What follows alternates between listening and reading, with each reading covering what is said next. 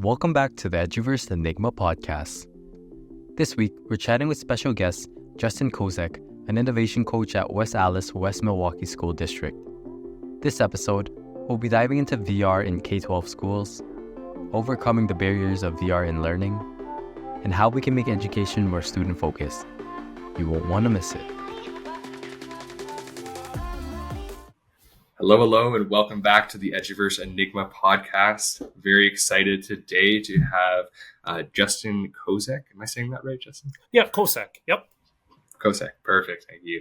Very excited to have Justin on the podcast here today to talk about how he's using virtual reality in his classroom and everything related to VR and education, and just chat about everything that Justin's up to. So, Justin, thank you for coming onto the podcast. Thank you for having me.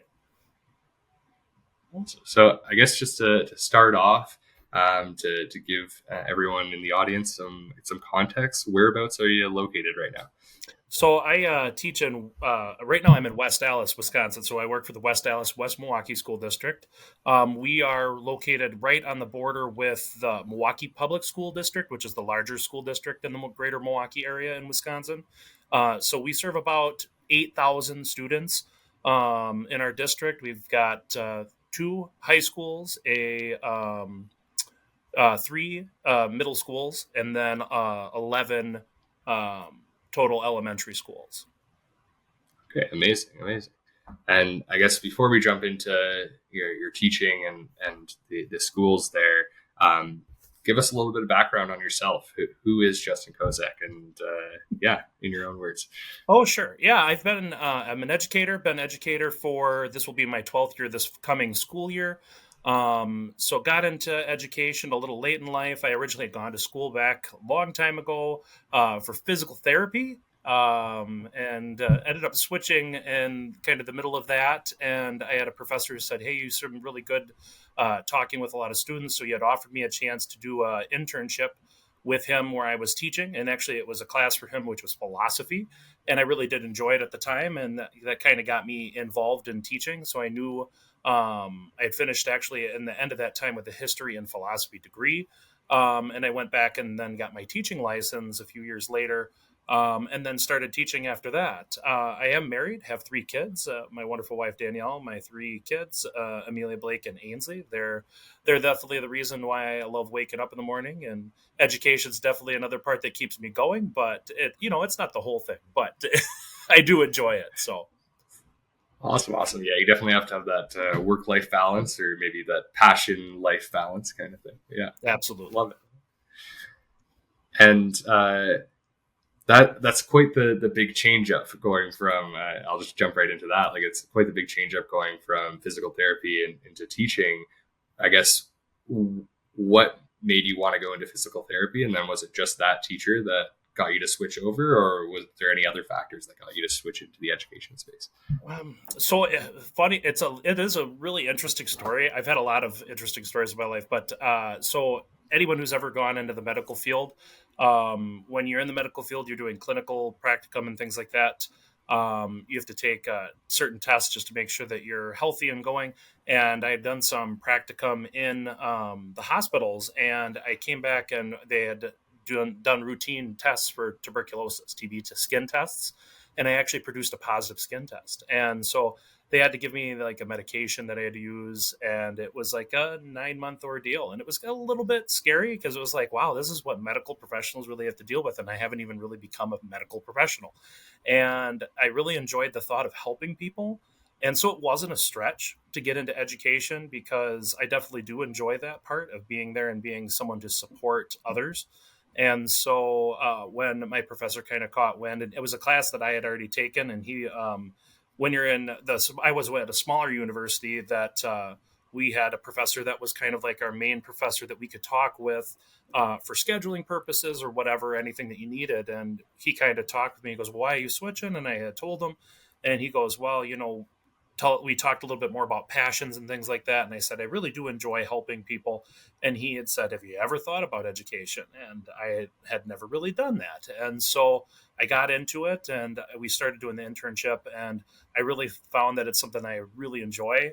I like bringing just some, I like humor. I like doing a little bit of sarcasm in education. Originally he goes, well, you'd be great for a professor. You should aim for that. And I said, I don't know if I want to be a professor. And so he goes, well, think about what you want to do. And so I ended up going back and doing, I'm licensed to teach 1 through 8 in Wisconsin currently. And so I originally started actually in the elementary model, and I was there for 9 years pre-COVID. And then, Okay. or I'm sorry, 8 years. And then my 9th year was the COVID year that we hit. And so then with our return to school, I was asked to go to the middle school model. So, and I've done a lot of different things in education. So I've done everything from being a classroom teacher, I've done behavior intervention, I've done math intervention. And now recently I'm doing more with technology. So this next year, I'm going to be doing a position that's called the innovation coach for our school. And it's a kind of a meld between the old library position where I still manage that piece, but it also is how we incorporate technology. And I do support our staff with technology incorporated in the classrooms and how I can help co-teach. So I'm going to be excited to do that this year for the first time.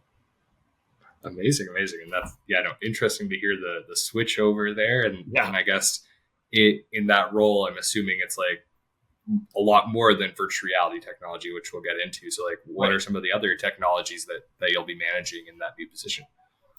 Right now, that's the interesting part. I was just talking today with one of our IT specialists, and I feel like that's the common thing that happens in schools recently, because when I took over the position that I was in, we had a teacher who ended up switching schools like near the end of this last school year, and I was the interim person to help out. And so I kind of took over that role, thrown into it, and kind of was making the best of what I could. And so I went through, and we have supply closets and everything that were in there. And I looked through, and there's stuff that was in there that I was like, why did I never knew this was here? And so I think that's the funny part sometimes with education and technology, is we do seem to get certain pieces of technology because like, hey, this is a great idea, let's use it, but they don't ever get somebody to use it. And unfortunately, we have had so much change over in education.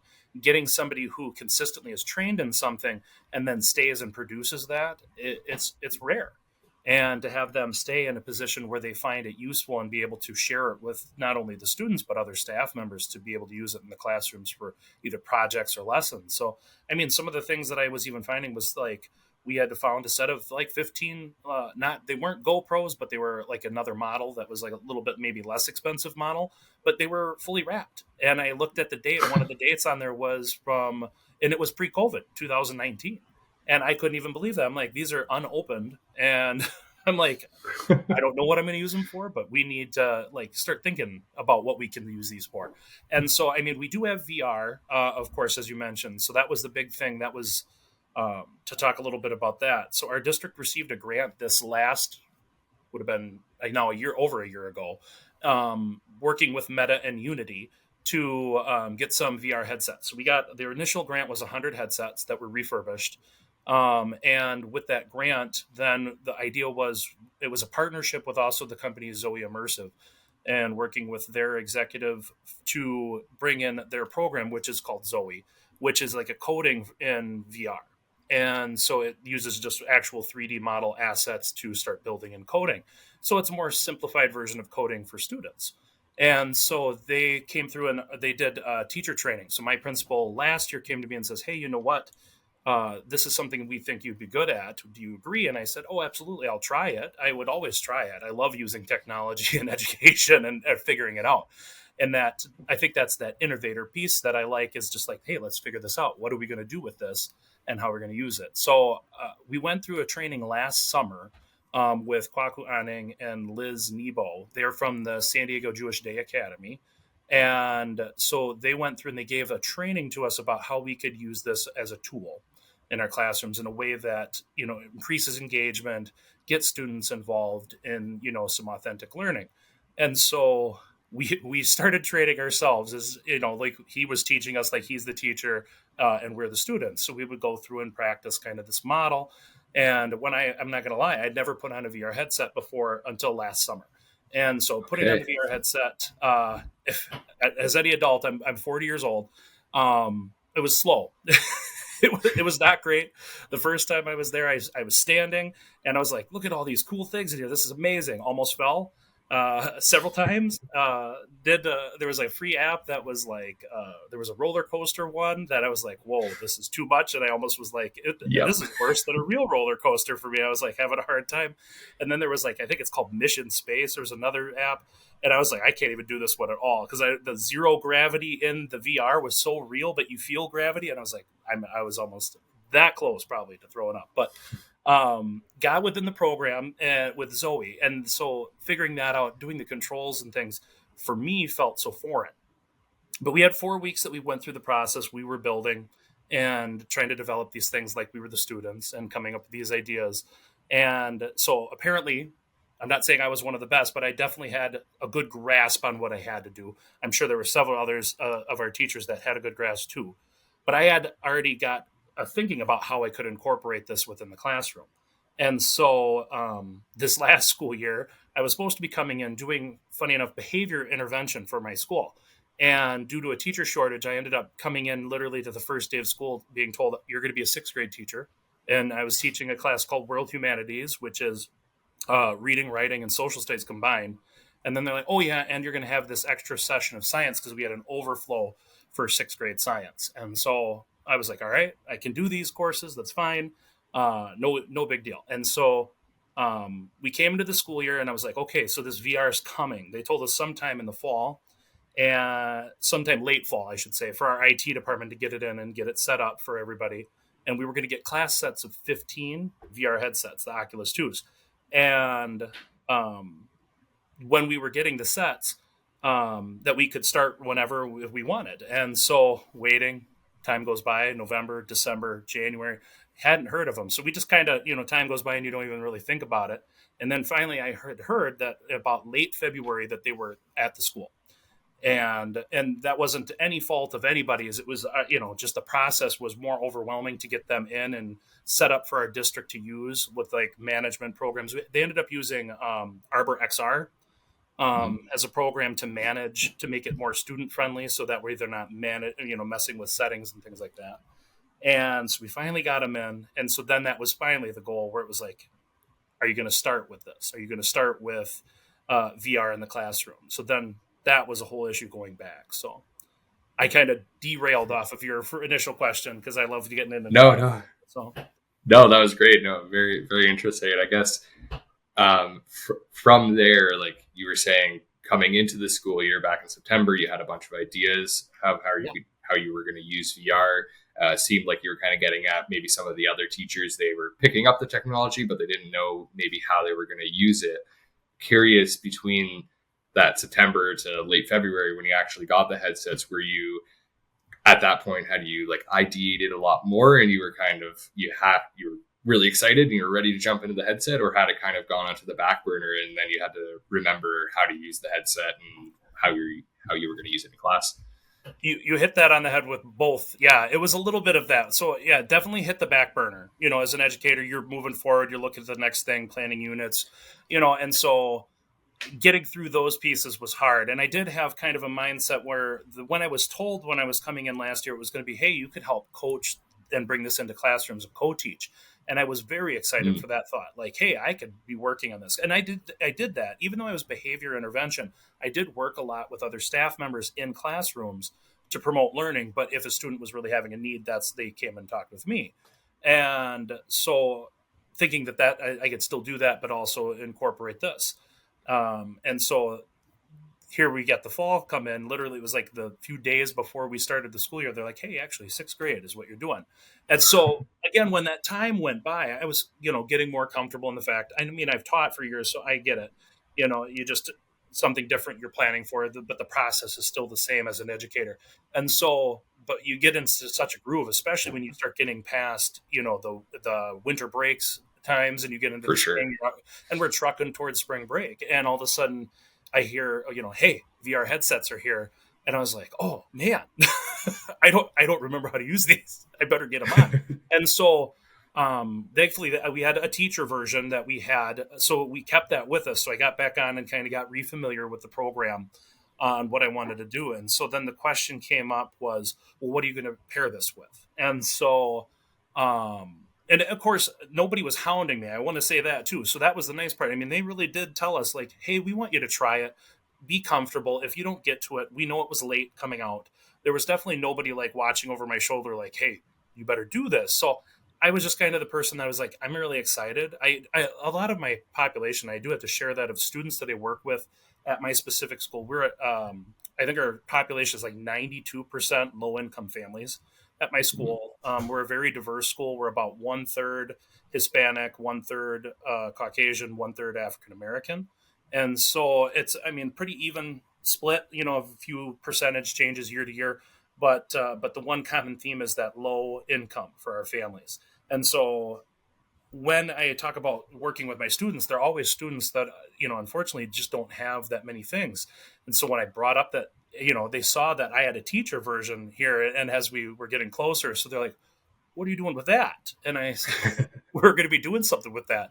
And they're like, all of us? And I said, yeah, absolutely. All of us. We're really excited. And I'm excited to work with you. And I said, I don't even know what we're going to do. And they're like, well, you got to figure it out because we want to see them. And so I ended up I talked back with Kwaku, the trainer that was helping me. And so we kind of thought about some ideas. So I said, hey, one of my upcoming units for this bonus science class I have is the water cycle. And I jokingly, I had said this to him. I said it actually when I was at ISTE, as I said, the water cycle is a really dry subject, even though it is what it is. It's just one of those subjects when you teach it, though, it's a teacher lesson. You might be a video, might be some sort of slideshow that you present, and you're like, hey, kids, this is what it is. That it exists in nature. And then your assessment of that learning is probably some test, quiz, or maybe you have them present on something with like a trifold board or something. So it's a short unit. It's not meant to be a long unit. And so I was like, this would be a great trial. I think this right here is what I'm talking about. How can I engage students in this that, in my opinion, has typically like fallen on a lack of engagement with my students? And so I had talked to him and I said, this is it. I'm going to do the water cycle. And he goes, so what are you going to do? And I said, well, I'm going to do the water cycle. And he goes, no, like, how are you going to, you're not going to go up to kids and put on VR headsets and be like, okay, kids, do the water cycle. He goes, what are you going to do? And I was like, oh, okay, I get it. And so I ended up coming up with the hook of thinking about video games. And that was kind of one of the things he pushed too, is like, what's the passion your students have? And so I talked about video games, clothing, seems to be all those things, because if they get them, they show them off. And so video games a lot of kids love. And so I said, hey, you know what? There's a market out there for educational video games. And I talked about, actually, I did a little research on the current market share, today versus in 5 years. And it's apparently going to more than double in the next 5 years is where it's projected, due to things like VR, funny enough, and educational video games. And so I said, hey, what if you were approached by a company that says you, as a student, they want you to think about the best-selling educational video game that incorporates a topic at random? And so the students started thinking. So I went through, that was my hook. And then we got into the design process. And so the design process we went through was thinking about the user experience. Like, what kind of things are you going to build in here? What makes a good educational video game? Or what makes an educational video game? What makes a good best-selling video game that you love? And how can we meld that? And just to take one step back, yeah. At that point, had you told the students that it was going to be around the water cycles, or was it kind of like, let's just ideate and then, okay. So when we talked about, so I told them that, so part of this setup, and as you were saying, is like, this is what we're going to do. So let's pretend in this scenario, like we did a little prep work. We did like a whole Venn diagram where it was like, what is a educational game? What is, the best-selling game? So they listed out some of the ones that they love, and we talked about why they were all sharing. And then we talked about educational games, and they were like, well, it's got content. And they brought up some of those games that maybe people have heard of. So for some of the free ones, like one of the big ones for my kids, because it was free, is Prodigy. It's now a math and ELA game where you play like a little wizard and you do these, solve problems for practice to play a game. Educational game, free. You can do some bonus pay to get other content, but generally the game's free. And so they said that's an educational game. And so I was like, well, how do you connect the idea of what that's trying to do in this? And so they really sat and thought about it. They partnered up and they were working together and they were sharing ideas. But of course, then the funny part is, because I said, part of this pitch was, if I'm the executive and I'm giving you this as your goal, what happens? One of your pitches to the executive is going to get picked. And so I was like, this is your goal, is you're going to come up with a design, and then you're going to use the VR headsets to then create this design in 3D like it's a real game. And I said it has to have this educational content. So part of how they ended up getting that is, I told them, I'm like, you're going to get this topic at random. But then it ended up all being the water cycle. So they were like, thinking it was going to be different, but they didn't even talk at this point, because again, they got this concept in their head. Like, I don't want to share my ideas with you. I want to really focus on my own, because they didn't want anybody to beat them. So a little competitive piece in there, but when they started going with it. And again, so the funny part, and I shared this too, was I didn't teach anything about the water cycle. I didn't go through and, give my big speech about it and go through and think about it. I literally said, this is the water cycle, is your topic, go, and you make your game. I didn't teach anything about the online program, the software Zoe for the VR headsets. I didn't even teach much about the VR headset, because so part of this design with this, and what I was thinking is, originally we were told, and this is where the speculation went back for us as a district, was what level of entry do students have at this grade or at this level? And originally, like, Oculus had put it out there. I think it was either Oculus or Meta had said that they thought VR headsets were like 13 years old. It was about something with the eyes and brain development. They're like, well, I don't know how long kids can be on this. And so my district had heard this, and they're like, well, I don't know if we really want to do, if we want to do high school or what. And so we ended up saying, we're going to only give them 15 minutes. So 15 minutes per student per day. Like, they cannot be on it any more than that. And so 15 minutes is what we gave them. And so if it was a partner, it would be 15 minutes on, and partner B would have 15 minutes on. And so we go through this process, right? So again, I never taught them anything about any of this. And this whole idea of this entry level. So then the thought was, and this was my thought too, and I was like, oh my gosh, like how hard and difficult it was for me. I'm like, this is going to be hard. And, the teacher brain in you kicks in, and you're like, all right, how much do I need to prep with them? How much do I need to share? How much do I need to be ready to catch them? Because I feel like they might fall. And the funny thing was, 2 days when we got into the program, I had kids, I think, that were more proficient than I was after weeks of training and then weeks again of prep. And so they were fast. It was incredibly fast. And it blew my mind away about what students at this level could do. And it kind of changed my thinking, saying that what else can we not do with these students because we think they can't handle it. And so that reframed a little bit of my thinking when it came to the program. So, I mean, that there's a lot of things that I haven't mentioned yet in there too, that I want to make sure I share. But one of the big things that I know a lot of people asked when we were at ISTE was, we talked about IT. So the district setting up did take some time. So there was some tech issues with getting VR into the classroom. When we had it too, there was a lot of other issues that came up in the process. So the whole unit together was only meant to be a 3-week piece, 3 to 4 weeks with building and presenting.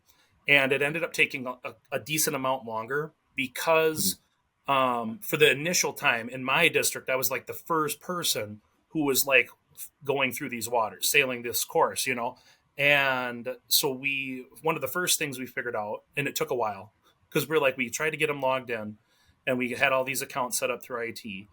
And so the students got on, and we're like, we can't log in. It's saying it's not loading. And so they finally were like, well, we had to build this workaround, and they didn't really tell me about what was happening, and that's all right. I'm like, I don't need to know. And so then part of it was, okay, so now we can log into the program. Great. And so they're like, you can cast. So that way partner A, while they're on it, partner B can see. And I'm like, great. Well, we have Chromebooks for our district. So the students are 1-to-1 Chromebooks. So they all have their own. And they're originally like, just pick one student that's going to be the one to cast to, so you can set it up that way. And I'm like, that's fine. And so we tried to do this, not working. And the biggest thing was, if we were loading the Meta website to cast from the Oculus, it was like a white and blue screen. It looked like there was some sort of error loading. And it wasn't truthfully my full idea, but I had this idea that somehow it was being blocked.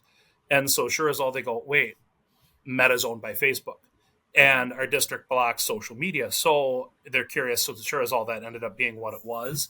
And so with the process of all these different pieces with the logins, the credentials, and that, it did take a significant chunk of time to get going. So that was kind of one of the drawbacks. And we did have, it took a lot of setup to get going with that. And would you say there, like all that setup, now that it's set up, if another teacher in your district, do you think it's kind of like ready to go? What do you think that process would be like for another teacher? Yeah, it should be. So yeah, what ended up happening with the casting issue, we figured out Chromebooks, one, were not the perfect technology for us to use.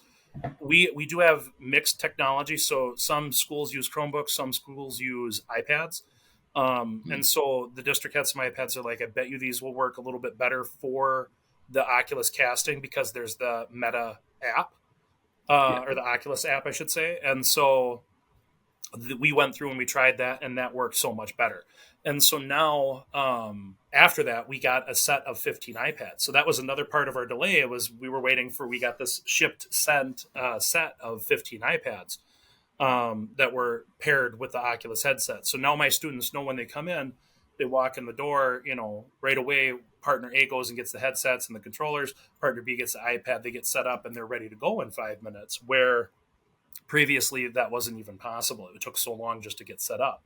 So now that we know what those issues are and how we can work around it, they even have it more established. So that way, if another teacher does pick these up for the district, they're going to get within the program pretty quickly and they won't hit those issues. So it was the first time piece that I think was really what caught us all. And it was a learning process for everybody. And funny enough, the students were fantastic with it, really. So they were such troopers. And I told them, I said, hey guys, we're learning this too. Not just me, but all these other people are learning this for the first time. And so we'd be like, all right, let's try it. Go put them on. They said they think it might work today. So the kids would go try it and rush over and get them. They'd put them on. Nah, Mr. Kosek, it doesn't work. And it's like, all right, I'll send them another email. And so they got used to it. And we ended up we tied in some other units too. We did like a little sub unit that was connected about water pollution. And we tied in some other related subjects, but it wasn't directly that teaching on that I had done. So yeah, but the tech issues they definitely were there. They were prevalent. But now that our district, I think, has the hold on that, I don't think it's going to be an issue with other schools or other teachers. Again, it was just that first trial. So, and that's part of my goal too. I think coming this next year is I'm going to try working with other staff in the district to get that done. So that way, if they're really struggling, I can be like, hey, when I was doing this, we hit some of these issues too. Maybe we can help you down it really quick. So. Amazing. And I guess, can you give some examples of what the students created in water cycles? I'll share that. So what we ended up doing is, several students in my class, again, they went through and they were thinking about what games get them excited to play and stuff. So I had some students that they loved the horror genre. So one of them was like, they said that, the first opening scene was a car accident and you're in the woods, and, they set up the car and you're outside and there was like this creepy face in the woods. And all of a sudden, like if you try to approach it, it jumps to a scene inside a scary house, like you were taken. And they made this. I was blown away that, they had this scene. Another student made a giant maze. This it was supposed to be kind of spooky, but it was like a giant haunted house, and it was like these forever hallways that went up and to the side. And it had this like very like broken rustic look to it because of how they built it. And it was very intentional. And I had another student who made like an escape room that was pretty neat. Like it was like you went to a store that is an escape room. There was a whole secretary and everything there. And you went back to the room. Once you got in, you couldn't get out unless you did these things in order. That was another pretty neat one. Then the one that I ended up presenting at ISTE was, there were the students who I would say, if I had to tell you truthfully, got the furthest in their design.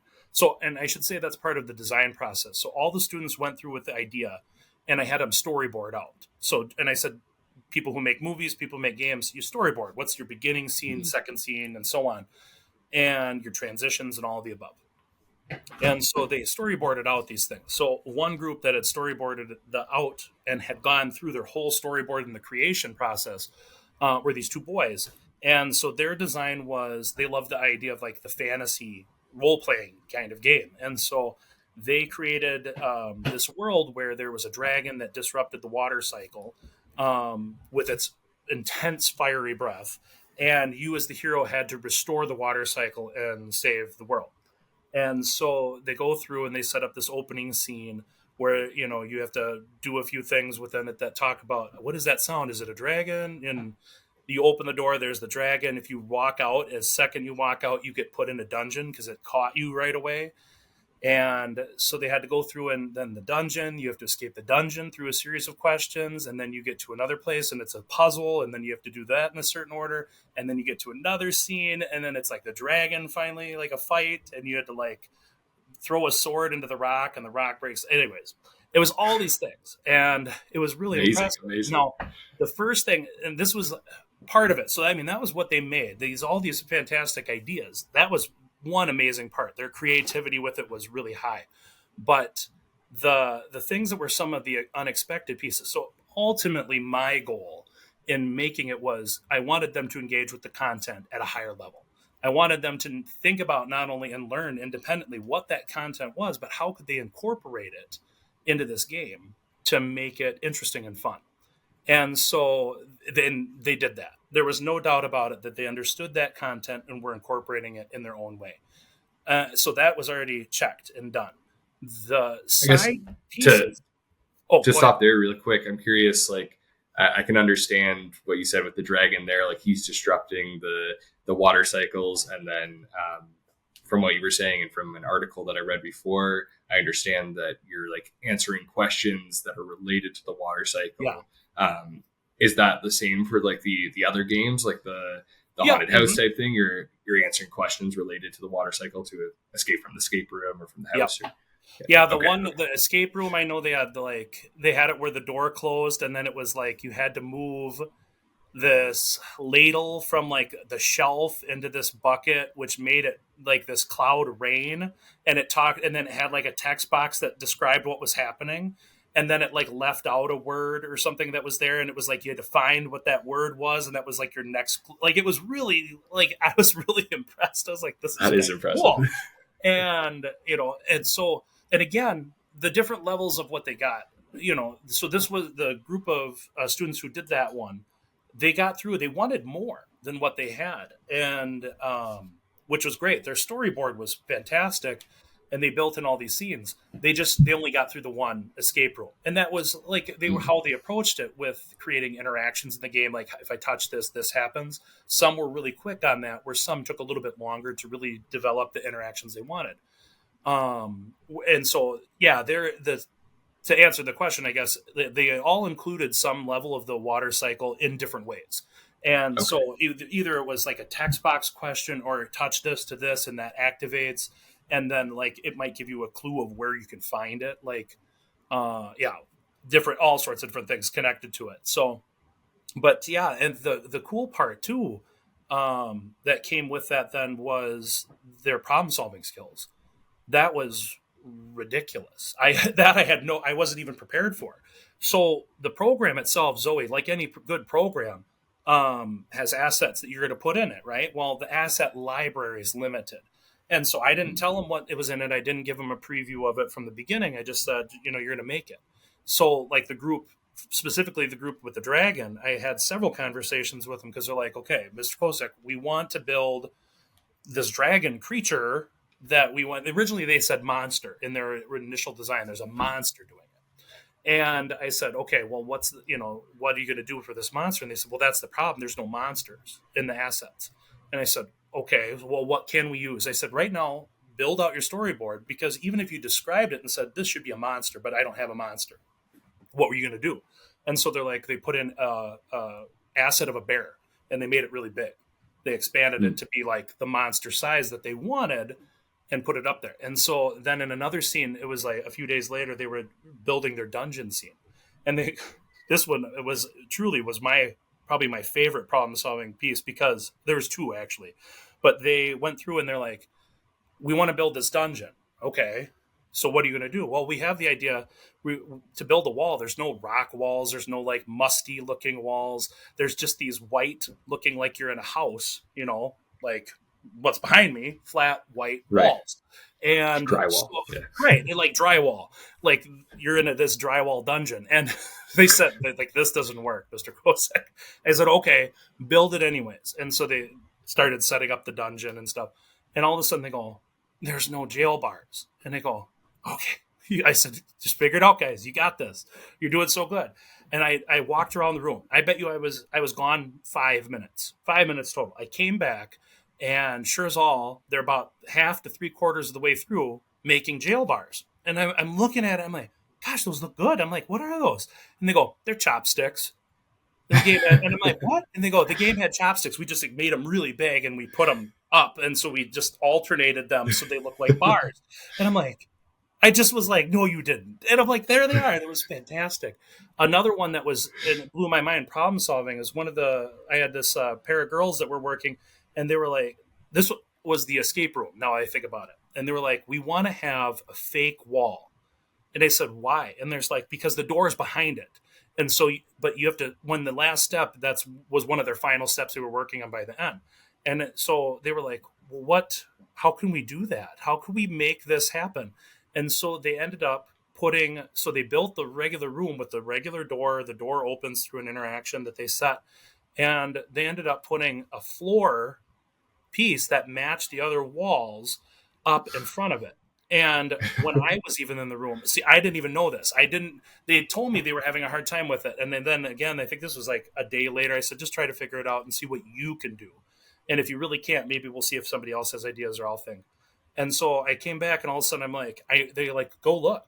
And I put on the headset, and I'm like going through, and they're like, I knew their steps because they had shown me some of their steps. So I got to that part, and they're like, the final step happened.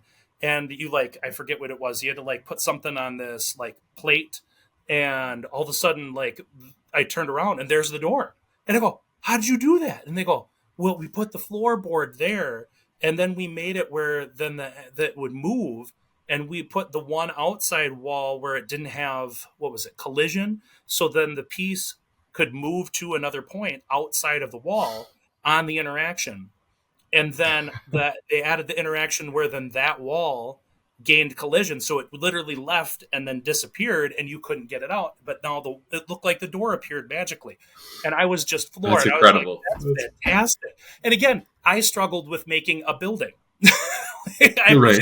Putting walls in and a door. And as a 40-year-old man, I'm just saying. But I struggled with this, and I'm like, I don't know what level they're going to come in, and that's what they were creating. And it was really cool to see the things that they could make. So having that piece definitely was amazing. Their problem solving skills.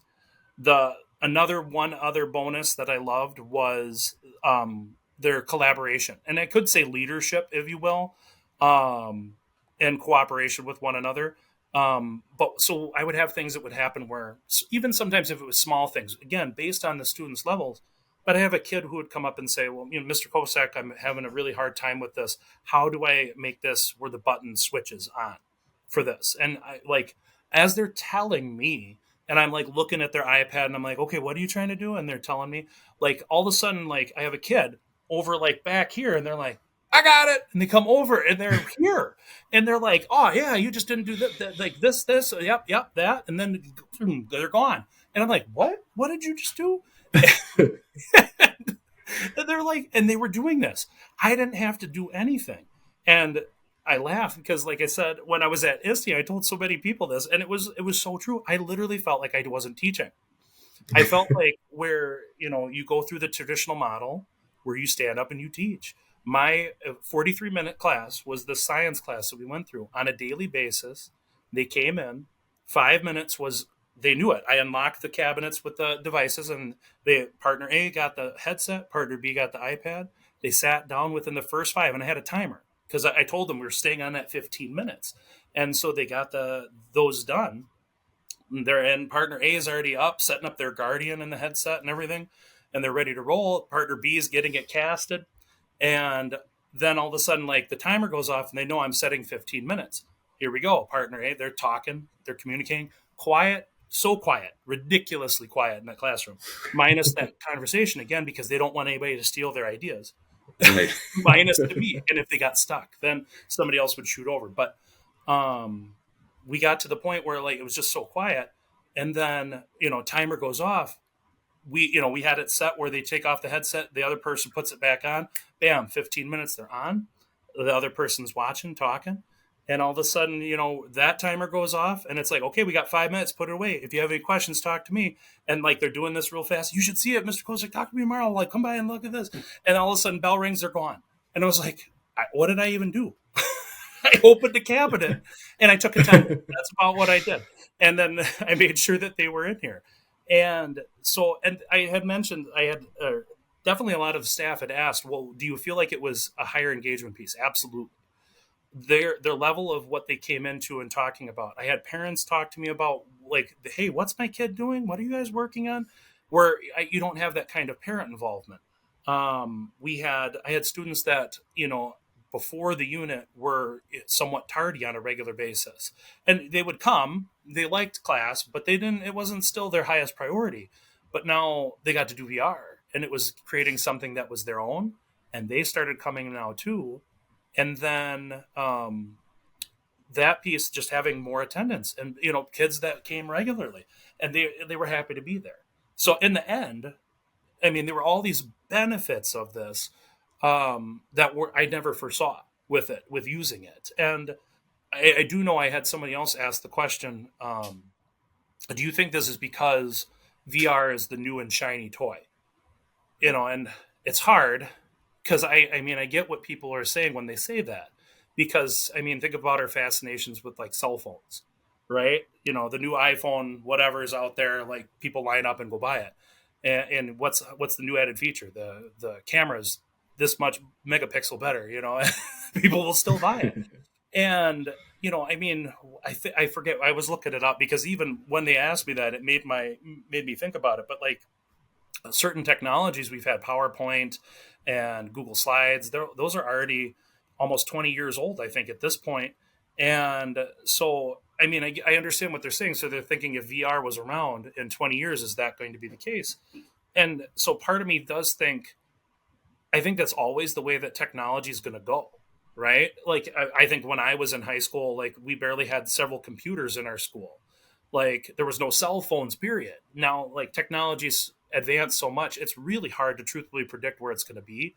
But now for me though, I think giving them the opportunity to be this creative, that's where things like PowerPoint weren't that way. I mean, it gave some creativity for students to make something that was their own, but not to this level.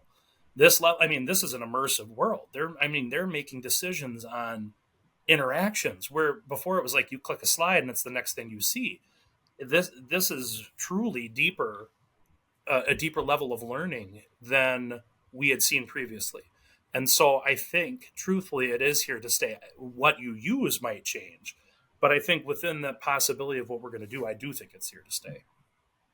For sure. And I think that's such a great point about the creativity and the autonomy that students have in there, because it's something that, to be honest, I don't think about very often, because XpertVR, we're more in the post-secondary space. So we're creating training simulations of like, this is a burning building. As a firefighter, this is how you go and rescue people, or whatever we're teaching. So it's it's an open world that you're learning in, but you're not doing any creative things in there. So it's very interesting to look at it at the younger grades like that, where you have that power. And that's why when I was looking at the stuff that you guys were talking about with XpertVR, and I love that. I do love that, because so the idea that there's jobs out there that students don't know about. We do talk about career and college ready. We talk about that from elementary school, for my district at least. I'm sure others do. A lot of our testing is that way now too. It talks about like minimal, basic, proficient, and then they have that high category career and college ready. And so when I think about that, we talk a lot about college ready. And usually that's some sort of score, right? You get your ACT, SAT score. That's your college ready score. What about career ready? And so when I was at ISTE, there was presentations talking about VR for this space. And so funny enough, the program that we were using, Zoe Immersive, when we were doing our demonstrations, there was a gentleman, Ali, who was presenting as well, talking about what he was using for. He was flown in from the UK. He teaches at the University of Lancaster in the UK. And I was like, and he goes, I use Zoe. And I was already like, okay, you got to tell me how. I got to know. And I go, what do you teach? And he goes, he teaches criminology. And I said, okay. And all your class use it? He goes, no, we have one. And I said, how do you do that? He goes, so what I did, he goes, he was a former police officer. And he goes, I took crime scene files, and I recreated a VR scene of that crime scene. And I was like, all right. And like, I'm just like, wait, like, what do you do then? He goes, so one student puts it on, and we've done the unit where we talk about evidence collection and all these pieces with that they have to like practice, but you can't take students into a crime scene. And so he goes, so this was my best attempt to get students the actual job training or experience to know what that's like before they get in there. And then he was showing me, he cast his up on the TV, and he was talking about the crime scene and described it to us. And I said, and we talked about the process that he was going through, and I was floored. And it was a way that I had never even approached thinking about using VR, like having a teacher led where they make something, have the student experience casting it, and have a big group discussion. I'm like, that applies also. It's like a whole different way of thinking it. And so then thinking about stuff like what you guys do, where it's career and job training, that's fantastic because again, there is jobs out there, and they're high paying jobs where people don't get that experience to do it. Or for me, especially being a middle school teacher, there are jobs that kids don't know about. 90% of the students that I have for me will tell you, if you ask them what job you want to be, they're going to say, I want to be a YouTube star, because that's what they know. They think that's the only jobs that are out there. They know the stereotypical things you learn as a little kid: doctor, lawyer, nurse, like those professions that are the college ready. But there are tons of professions out there that are top high paying jobs where they need people. They're not getting that training. And so that it is an exciting place to be for VR, because that they can get that. And I think how great would that be to be able to have the opportunity to try a field that you weren't sure about before you end up shelling out money to get more training. So I do like that part about it. No, that's a great point, that there is that mixture, and VR can hit on both of them. We like in this podcast to try and like give some tangible things that people can take away. And I think you've already given a bunch of tangible lessons there that people can take away. But I guess taking a step back, and I don't know how involved you were, but I know you mentioned you got a large grant that kind of kickstarted this initiative and allowed, I think you said 15 headsets for your school, but 100 across the district. Yeah. Yep. Correct. Mm-hmm. If there's another district, whether it be just whatever grade level that's looking to get into VR, any tips, I guess, first of all, on how to go about finding that kind of funding, or was there any like approaches that you know about of how you were able to drum up the interest, or how the district was able to drum up the interest in VR? Well, and so I love that. So our assistant superintendent, she's now the superintendent of our neighboring district. She took that new role there, and so we're very happy for her. But Deidre Raymer, she was the one who went out and sought the grant, and so she saw some opportunity for this for us, and that was fantastic because, in my opinion, innovation and education, they always are there. But I do get what you're saying, because I actually talked to a lot of administrators from Canada, from the United States, and they said the same thing. Like, how do we get this going? Do we buy, and I had a few people who asked me, do you recommend we buy VR headsets for everybody? And I said, no. And I said, we had 100, and I'm going to tell you truthfully, we had 100, we had 20 teachers who were originally trained. And of those 20, I think within this last year, only a handful of us, maybe three to five of us, actually got them out and tried to use them. And I'm not saying that the other teachers didn't, but that's the hard part. I mean, teachers are already overloaded. So truthfully, where you're going to start seeing this innovation come in is going to be with teachers that want to take this on, truly see it as something they're interested in or passionate about, or they get someone else who's tried it and then they see it too. So I've had my staff who've seen me walk by, if it was their prep during the time when I was teaching my science, and they're like, what are they doing in there? And I'm like, they're just working in this. They're working on a project right now, and they'd walk in and walk amongst them and see them and look at their screens and ask them questions, and they're like, "That's really cool. Yeah, you can do that too with your kids." And then they kind of get excited about that because I get it. Like, and some districts, even my district has at times done that too, where they do purchase technology and they don't necessarily have someone that's right there to use it. And that's the hard part. Like I kind of mentioned, like there was some resources that were just sitting there, and it's either through changing of staff or whatever. But so if I was truly going to suggest how they do that, for any district, I say start small. I would say get a survey out there of what staff you think would really want to jump in to this project, and try something new with VR. And that could be, if it's going to be more of like the job training, you want to do something with the creative side where they're working on developing their own pieces, like Zoe Immersive and the Zoe app software. Do something, pick something, but start small and see if you can get a handful of teachers, a few different buildings that would take them, incorporate them, and really truly make sure that they're incorporating them, and just see what the results are and talk about them. And then, if you feel like it's great and you have more people wanting to buy into that, maybe buy more, expand how you're going to do it. Like my plan for this next year for my staff is, and I want to talk about the results and show them some of the student work because some didn't get to see it. But I want to show them and say, when we come into this new school year, what projects do you want to do that you've maybe done in the past, or you haven't done yet because you didn't think were possible? What can we do? How can we use this to kind of reach and engage our students in things that maybe were flat subjects before, or that are low engagement, and you really want to drum up that engagement? Because let's figure it out. And I want to try to bring it in. And again, I'm sure I'm going to have that feedback from some staff that say, nah, I know what I'm doing. I can just do this the way I've always done. And I think I'm going to still have some that are going to be like, yeah, let's give it a go. Let's try this new unit. And we'll work through it together. And I'm not an expert, but I'm going to bring it with, and I'm going to help you try to do it. And we'll figure it out how kids did it together, just like I figured it out for that. And was it perfect? No, not anything's not perfect, but it definitely had some amazing results, what it ended up bringing. So like I said, I can say it time and time again, but I think VR is something great to bring to students, and it has a place in education. Absolutely. For sure. And I couldn't agree more. That's a great strategy of just get it into the school, start small, test out some use cases. And from there, you can really start spreading it into other classes, showing other teachers, and see how it can spread. I guess looking past that,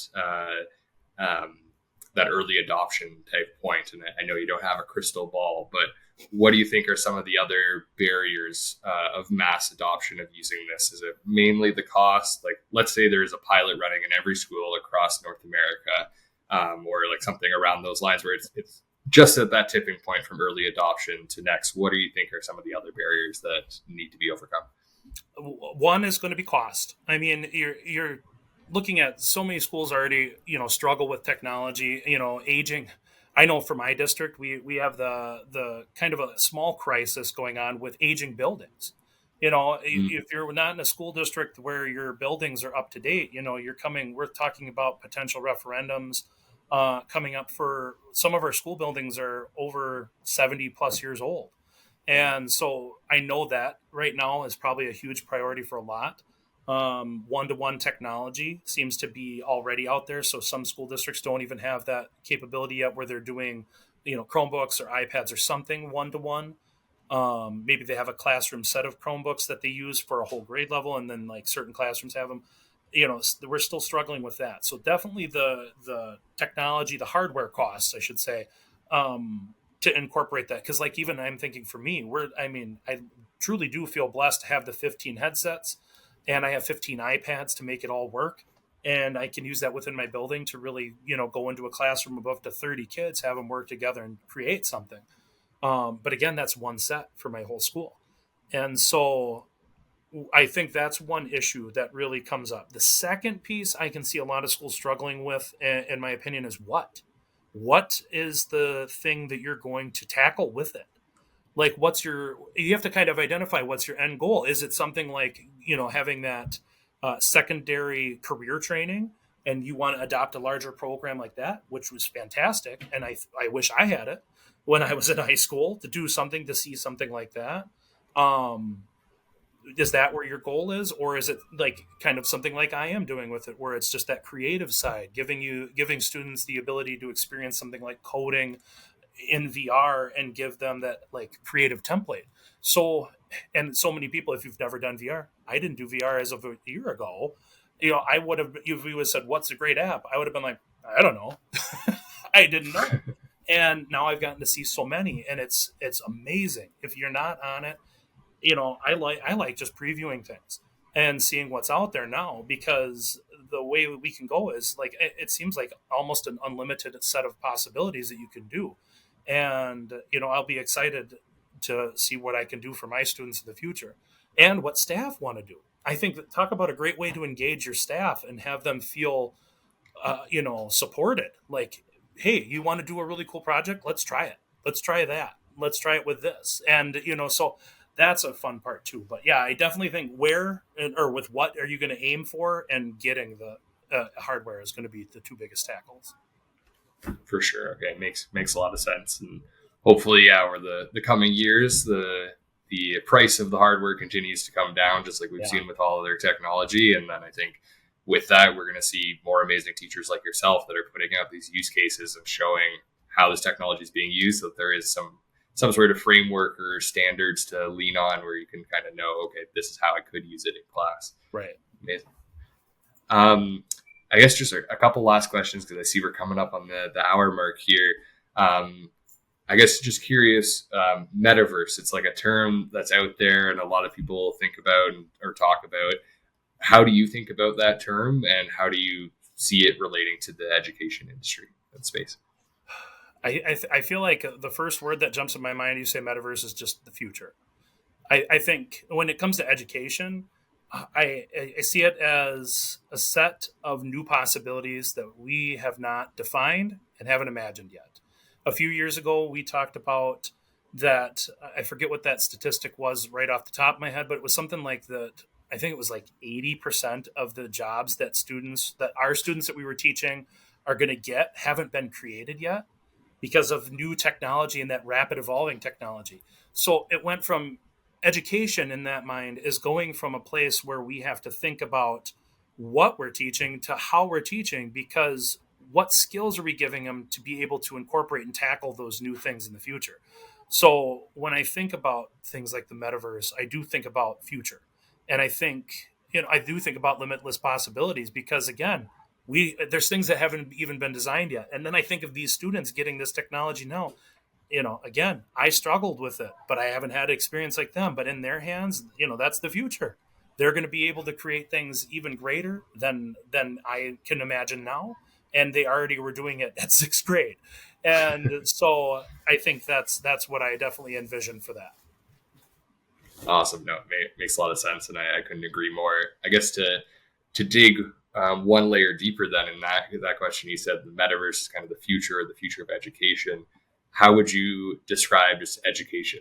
What words come to mind when I say education? Rapidly changing and evolving. And the more and more today, it needs to be student-centered, and then it needs to be teacher-supported or teacher-facilitated. Then it needs to be that teacher-led. We need to be the ones to present these things in a way with this mindset that this is an opportunity. This is a way to grow, and have the mindset. This was my mindset. And the kids were excited to show me these things, because I was like, this is cool. I want to see it. Like, I didn't know how to do that. Show me. And my excitement in it made them excited to do it too. And so if we approach it like, I don't know what this is, that's what we're going to get back from students. I mean, they might be excited still, but probably if that's already your mindset, you're not going to incorporate it in a way that's going to be useful. So I definitely think, we need to evolve in education to be more student focused, student centered, and let them have the voice and choice in what they create. And this was a perfect example of what they did with it. I said, hey, you make the game. This is the content, but you make that game. And they went in a million different directions, but it was all their own, and it was all unique. Go I ahead. couldn't agree. No, I couldn't agree more. I think the proof's in the pudding there of what you were saying, of how engaged your students were, how quiet your classroom was, and just the amazing ingenuity that all of them were having as they're solving all these different problems. It just shows how the impact that being a student focused class can have, for sure. And yeah, just last two questions here. Yeah. Number one, we're always looking for other amazing educators to have on the podcast. So is there anybody that you think we should invite onto the podcast? Like I said, if you ever wanted to hear more about those things, about what they're doing, I'll have to find his last name, but Ali, who was presenting with me for Zoe when we talked about how we were using that program, that way that he was using it and how he engages his students at that college level, I think would be really great. Brendan Kelly, who is he's the innovation coach lead for my district. So he is the one who went with me and talked about some of the tech issues we came across and how they helped kind of get through that. He definitely, and he does the same role that I'm going to be doing this next year, where he goes into the classrooms. He is actually in the elementary school, and so he is planning on trying to use the VR with some students this coming year.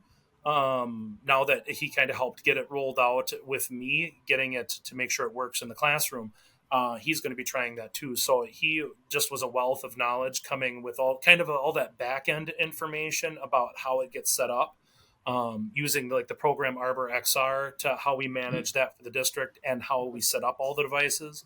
And then I'm sure in the future, how he incorporates them with the elementary school will be an interesting thing to find out too. So he would be a great one. Fantastic. All right, we'll make sure to reach out to Brendan and Ali and get that conversation going. And yeah, last question, or more of a question. Any other like current projects or anything that you would like to plug, or anything that you would like to anybody you'd like to recognize, or anything along those lines? Just some of the people that I don't have any current projects that I'm working on. This was definitely just kind of a surprise one. It was fun to do for sure, and it was just great to see, and it kind of gave me a great response to be able to go out and share with other educators about what it was like. So that part was kind of why I'm doing any of this, is just to share with other educators. Definitely just some people that were out there that I want to throw out there. As I mentioned before, Kwaku Anning and Liz Nebo from the San Diego Jewish Day School, for their support in the training. Emily Jolly from Zoe Immersive, her help and support. She was even there with me troubleshooting things when I didn't understand. And if the kids truly did get stuck, she was an email away. Like, you don't get that kind of support when it's the CEO of a company. Hey, let me tell you what you got to do. She would email me back within sometimes minutes. And so she was great. For our district, Brendan Kelly, definitely the help, and our whole IT department for all the work they did. I felt like I was hounding them through that process. And then our former assistant superintendent, Deidre Raymer, she was the one who had the idea for the grant and wrote the grant and got that so we could do these things in our school. So as she's now, like I said, the new superintendent in South Milwaukee School District, they got a great new superintendent. So she's going to do great things there. But I definitely want to shoot her a shout out for the great stuff she did to bring this for our district and our students. Incredible. Well, sounds like you have an amazing community and team that you're working with, even if some of them have left and now they're branching off and spreading that into other districts. It's incredible. And just wanted to say thank you again so much for being on the Eduverse Enigma podcast. Absolutely. It's been a great conversation and just so interesting to learn everything that your students were able to find out on their own and explore. It's incredible. Well, thank you again so much for having me. Like I said, it's for me, getting to know, I didn't know how many people. I've never been to a conference, truthfully, in education. I'd never been to a conference, went to ISTE for the first time. To tell you how new I was for the whole first 2 days, I kept calling it ISTE. I didn't know people called it ISTE. And everybody kind of looked at me weird, but nobody corrected me, to tell you truthfully. And then, but getting there and being able, when we ended up sharing the story, the response that people had was, that same kind of thing. It was good to hear, that there were struggles in that. I think people connect a little bit more to the fact that they want to do it, but it's not easy. And, sometimes it's hard to figure out where to start. And this was kind of a lucky opportunity to get to start. And then now we have them, and now we can kind of grow from there. So I really think that was key. So it was great to be on here today, like I said, just to share that message. So I thank you guys so much for having me on, and we'll both keep doing the things that we're doing, and hopefully everything gets better for students in the VR world and education. For sure. And I'm actually touring through the States later this year and next year. So hopefully I can stop in and see everything that you're up to in 6 months or a year's time. That'd be great. Yeah. Awesome. Well, thanks again so much, Justin. And we'll end Thank it there. you.